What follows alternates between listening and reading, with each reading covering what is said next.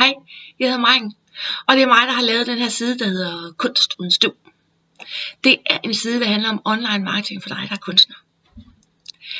Der er nogle artikler omkring mindsetet, altså tankegang, den tilgang, du skal have i forhold til at sælge din kunst. Fordi jeg ved fra mig selv, men også fra andre derude, at det er det, der godt kan være svært. At det godt kan være grænseoverskridende at skulle sælge sin kunst, og at man godt kan være bange for at være sådan meget sælgeragtig. Så den her side, den handler om tilgang til, hvordan skal du lave opslag på Facebook, hvordan skal du skrive dine nyhedsbreve, og hvad kan du gøre på din hjemmeside for at komme længere ud over grænsen, og derud, hvor du kan sælge din kunst og give dine værker et nyt hjem. Jeg er selv farveblind kunstner.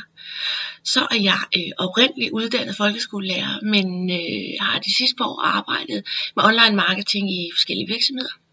Og så er jeg pt. Ansat i en deltidstidning, og så er jeg i gang med online marketing uddannelsen hos BMK.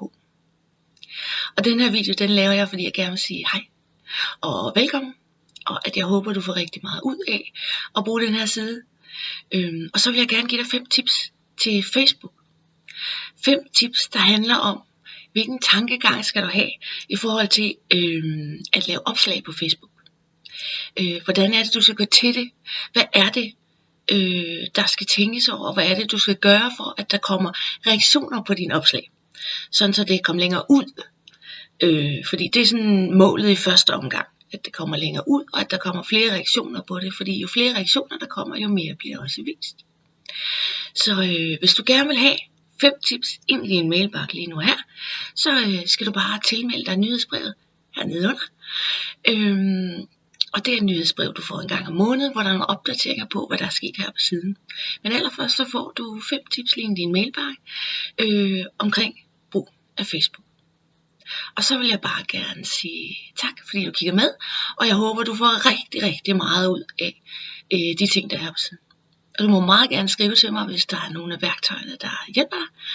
Og du må også meget gerne stille spørgsmål i menulinjen her øverst, fordi så tager jeg det op i en artikel, og så sender jeg dig svaret, når det er klar. Tak for det.